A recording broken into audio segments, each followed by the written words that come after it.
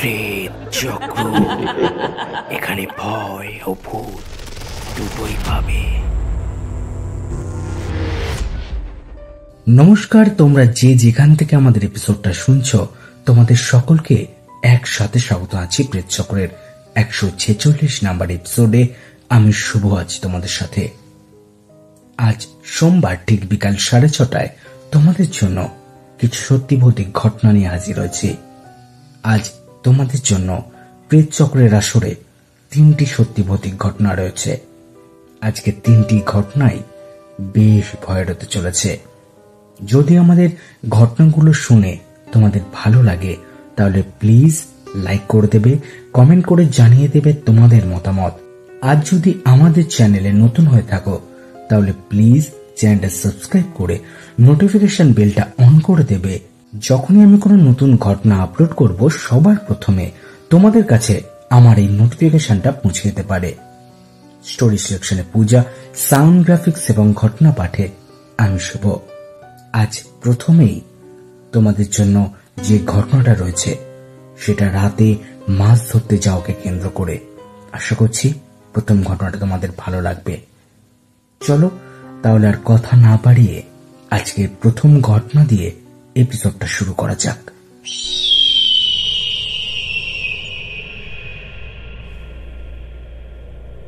গ্রামের জীবন যতই শান্ত সুন্দর মনে হোক না কেন, মাঝে মাঝে এমন কিছু ঘটনা ঘটে যা আমাদের কল্পনার বাইরে। আজ আমি আপনাদের একটা সত্যি গল্প শোনাতে যাচ্ছি যা আমাদের প্রতিবেশী আলী চাচার জীবনে ঘটেছিল। সেই রাতের কথা আজও গ্রামের এক আতঙ্কের গল্প হয়ে আছে। আলী চাচার ছোট ভাই আশরাফ, দুজনেরই মাছ ধরার নেশা ছিল। বিশেষ করে বর্ষার শেষে যখন ধান লাগানোর জন্য জমিতে পানি দিয়ে সেচ দেওয়া হয়, জমিগুলো তখন একেবারেই কাদাময় আর মাছ ধরার জন্য উপযুক্ত। এক রাতে আলী চাচা তার বউয়ের সাথে ঝগড়া হয়। ঝগড়ার পর তার বউয়ের সাথে আর ঘুম আসে না। রাত তখন প্রায় 12টা থেকে 1টা বাজে। হঠাৎ সে শুনতে পেল দরজার বাইরে থেকে আশরাফ ডাকছে, বলছে, ভাইয়া উঠো, মাছ ধরতে যাবে? বিলে অনেক মাছ এসছে, একটা লুঙ্গি আর গামছা নাও, তবে গ্যাস লাইটার নিও না। আলী চাচা ঘুমের ঘোরেই উঠে সবকিছু গুছিয়ে নিয়ে বাইরে বেরিয়ে পড়ল। তার বউ সবই দেখছিল, কিন্তু সে আশরাফের ডাক শুনতে পায়নি। ভাবল হয়তো আলী টয়লেটের জন্য বাইরে যাচ্ছে, কিন্তু সত্যি ঘটনা তো তখনও কারোর জানা ছিল না। আলী চাচা এগিয়ে যাচ্ছে আর সামনে তার ভাই আশরাফ। অন্ধকারে ঢাকা রাস্তা, ঠান্ডা হাওয়ায় সারা গ্রাম নীরব। আলী চাচা বারবার জিজ্ঞাসা করছিল, কই নিয়ে যাচ্ছিস রে? বিলে যদি যাবি এদিক দিয়ে কেন? কিন্তু আশরাফ কোনো উত্তর দেয় না, চুপচাপ সামনে এগিয়ে চলেছে। এক সময় তারা সেই জঙ্গলের কাছে পৌঁছালো, যাকে আমরা গ্রামের ভাষায় আড়া বলি। এই জায়গাটা নিয়ে নানান রকমের গা ছমছমে কথা প্রচলিত আছে। জঙ্গলের কাছে পৌঁছানোর পর হঠাৎই আলী চাচার চোখে যা ধরা পড়ল তাতে তার সারা শরীর ঠান্ডা হয়ে গেল। তার ভাই আশরাফের পা নেই, সে শূন্যে ভাসছে আর জোরে জোরে হাসছে। সেই হাসি যেন ভয় আর পাগলাটে উন্মাদনায় ভরা। তার হাতে ধরা একটা কাঁচা মাছ আর সে সেটা কামড়ে কামড়ে খাচ্ছে। এসব দেখে ভয়ে আলী চাচা দৌড় শুরু করলো, কিন্তু পেছনে তাকিয়ে দেখলো সেখানে তখনও আশরাফ দাঁড়িয়ে আছে। তারপর ছুটতে ছুটতে ডান দিকে তাকালো, আবারও সে বাম দিকেও সেই দাঁড়িয়ে আছে। চারিদিকে তার ভাইয়ের অবয়ব ভেসে আসছে, আর সবকিছু থেকে সেই ভয়ঙ্কর হাসির শব্দ ভেসে আসছে। ওইদিকে তার বউ ঘরে বসে ভাবছে এতক্ষণ ধরে আলী বাইরে কি করছে, ফাঁসি নিয়ে ফেলল নাকি।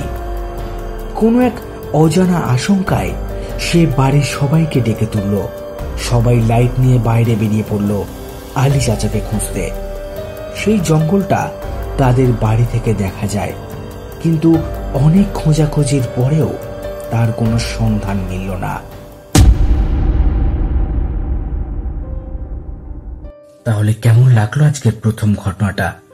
আশা করছি আজকের প্রথম ঘটনাটা তোমাদের বেশ ভালো লেগেছে, ভয় লেগেছে। যদি এই রকম ঘটনা তোমাদের কাছেও থাকে তাহলে কি করবে? ঘটনাগুলো লুকিয়ে না রেখে চটপট লিখে আমাদের কাছে পাঠিয়ে দিতে পারো। presschakra23@gmail.com মেল করতে পারো, অথবা হোয়াটসঅ্যাপ করতে পারো আমাদেরকে। হোয়াটসঅ্যাপ নাম্বার ডেসক্রিপশনে দেওয়া আছে, তোমরা চাইলে ভয়েস রেকর্ড করেও পাঠাতে পারো। কি ভাবছো আজকে এপিসোড এইখানে শেষ? না, এখনো দুটো ঘটনা আছে। চলো তাহলে পরপর দুটো ঘটনাই শুনে নেওয়া যাক।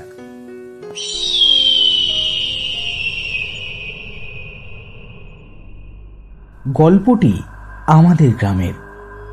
গল্পটা আমার দাদার থেকে শোনা। আমাদের পারিবারিক কবরস্থানে নাকি একজন অন্য লোককে কবর দেওয়া হয়েছিল।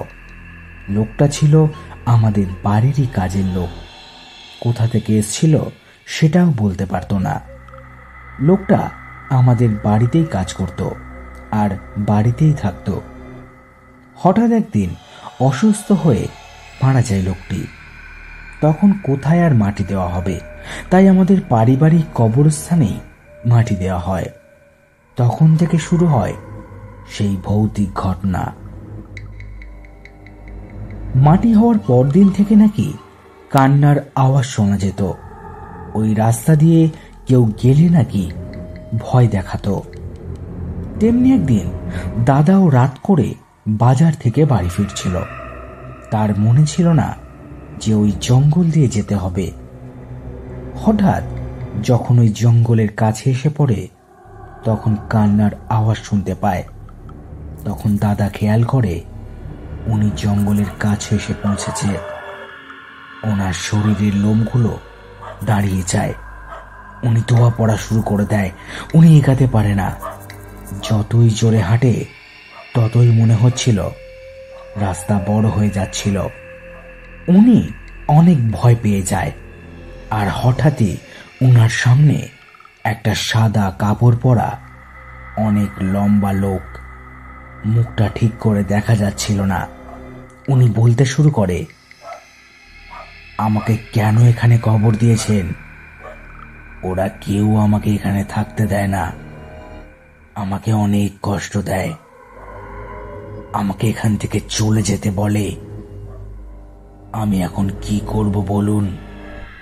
আপনারা কিছু সাহায্য করুন। দাদা সাহস করে বলে, আপনাকে কে থাকতে দেয় না? তখন লোকটি বলে, আপনাদের বাপ দাদারা। আপনি কিছু করুন। তখন দাদা কি করবে বুঝতে না পেরে জ্ঞান হারিয়ে ফেলে। পরে দাদাকে খুঁজতে গিয়ে দেখে দাদা রাস্তায় পড়ে আছে জ্ঞান হারিয়ে। পরদিন যখন ডাক্তার এসে চিকিৎসা করার পর দাদার জ্ঞান ফেরে, তখন দাদা সব কথা বলে আর বলে কবরস্থানে গিয়ে সবাই মিলে বলে আসতে যেন তাকে এমন কষ্ট না দেয়। তারপর থেকে আর কান্নার আওয়াজ শোনা যেত না। জানি না কথাগুলো সত্যি কিনা, তবে এখনো ওই রাস্তায় একা একা যেতে কেউ সাহস পায় না। গল্পটা সবার সাথে শেয়ার করলাম। জানি না কেমন হয়েছে, প্লিজ জানাবেন।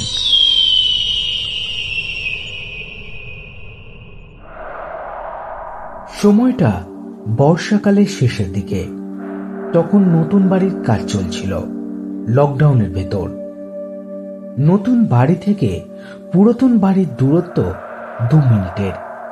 তবে রাস্তার অন্য পাশে আরো ঝোপ জঙ্গল থাকায় এক বাড়ি থেকে অন্য বাড়ি স্পষ্ট দেখা যেত না। রাতে গুড়ি গুড়ি বৃষ্টি হচ্ছে। পরের দিন দোতলার ছাদ ঢালাই, রড, সিমেন্ট, প্রয়োজনীয় সব জিনিসপত্র খোলা মেলা রাখা ছিল। চোর বাবাজিদের উৎপাতও ছিল বেশি।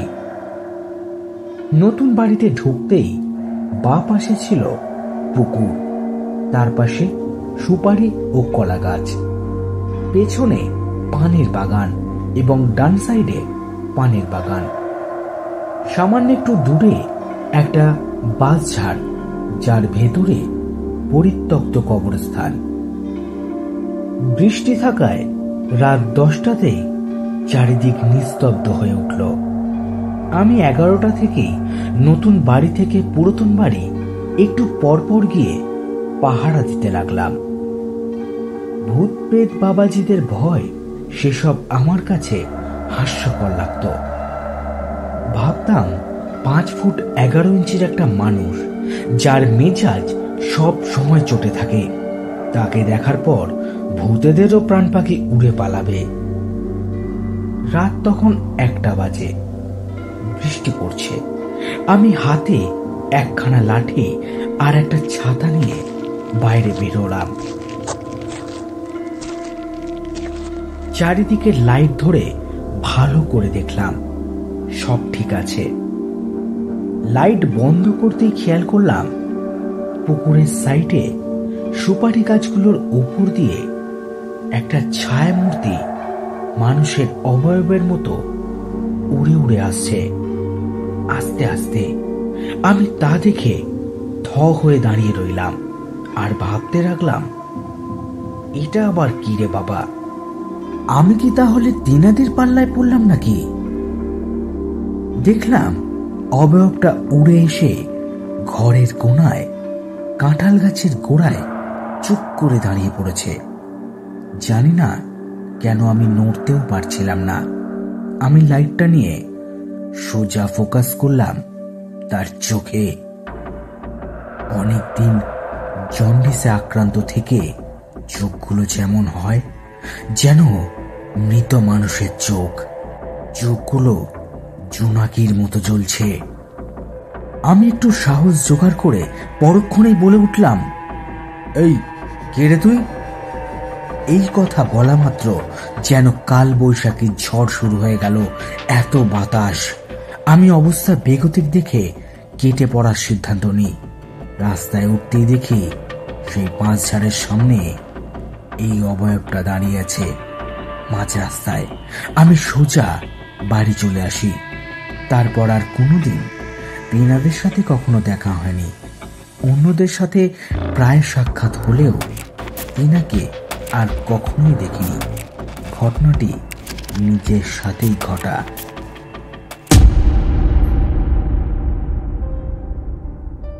তাহলে কেমন লাগলো আজকে আমাদের 146 নাম্বার এপিসোডটা? তোমাদের কোন ঘটনাটা বেশি ভালো লাগলো, প্রথমটা, দ্বিতীয় না শেষের ঘটনাটা? আশা করছি তোমাদের 3টি ঘটনাই বেশ ভালো লেগেছে। যদি ভালো লাগে তাহলে প্লিজ লাইক করে দেবে, কমেন্ট করে জানিয়ে দেবে তোমাদের কি মতামত, তোমরা কি ধরনের ঘটনা আগামী দিনে শুনতে চাইছো সেটাও চাইলে তোমরা কমেন্ট করে আমাদের জানাতে পারো। এই ঘটনাগুলো শুনে যদি তোমাদের মনে হয় তোমাদের কাছে এইরকম কোনো ঘটনা আছে, সেটা হতে পারে নিজের সাথে ঘটে যাওয়া ঘটনা বা কারোর মুখ থেকে শোনা ঘটনা, সেই ঘটনাগুলো তোমরা খুব সহজে লিখে বা ভয়েস রেকর্ড করে আমাদের কাছে পাঠিয়ে দিতে পারো। প্রেতচক্র23@gmail.com মেল করতে পারো অথবা হোয়াটসঅ্যাপ করতে পারো। আমাদেরকে হোয়াটসঅ্যাপ নাম্বার ডেসক্রিপশনে দেওয়া আছে, সেখানে গেলে সমস্ত লিঙ্ক পেয়ে যাবে। আর একটা কথা না বললে নয়, প্রেতচক্র কোনো কাল্পনিক বলৌকিক ঘটনাকে সমর্থন করে না। প্রেতচক্রের কাজ শুধুমাত্র তোমাদের এন্টারটেইন করা, বিশ্বাস করা বা না করা সম্পূর্ণ তোমাদের ব্যাপার।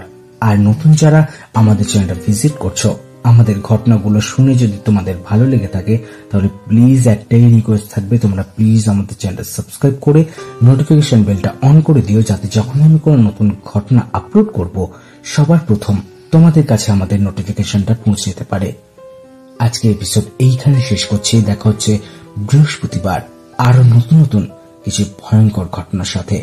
ততক্ষণ তোমরা ভালো থেকো, সুস্থ থেকো, আর সকলকে অনেক ধন্যবাদ এতক্ষণ মন দিয়ে আমাদের এপিসোডটাকে শোনার জন্য, আমাদের ঘটনাগুলো শোনার জন্য, এত ভালোবাসা দেওয়ার জন্য। নমস্কার।